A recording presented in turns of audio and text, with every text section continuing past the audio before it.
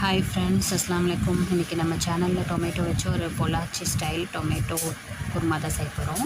அதுக்கு ஒரு கடாயில் ஆயில் ஆட் பண்ணிவிட்டு வெங்காயம், தக்காளி, கொத்தமல்லி தூள், பெப்பர் தூள், கருவேப்பிலை, வரமிளகா எல்லாத்தையும் ஆட் பண்ணி கொஞ்சமாக தேங்காய் சேர்த்து தண்ணி ஆட் பண்ணி நல்லா வதக்கி ஃபைன் பேஸ்ட்டாக அரைச்சிக்கோங்க. அடுத்து ஒரு கடாயில் கொஞ்சமாக ஆயில் ஆட் பண்ணிவிட்டு கடுகு, கருவேப்பிலை போட்டு தாளிச்சிட்டு வெங்காயம் ஆட் பண்ணி அதையும் நல்லா வதக்கி விடுங்க. உப்பு, மஞ்சத்தூள் போட்டு நல்லா வதங்கினதுக்கப்புறமா அரைச்சி வச்சுருக்கிற பேஸ்ட்டையும் ஆட் பண்ணி எல்லாம் நல்லா மிக்ஸ் ஆனதுக்கப்புறமா தேவையான அளவு தண்ணி ஆட் பண்ணிக்கோங்க. எல்லாம் கொதிச்சு வந்ததுக்கப்புறமா ஒரு பச்சை மிளகாவும் கொஞ்சமாக கொத்தமல்லி தலையும் தூவி சர்வ் பண்ணுங்கள்.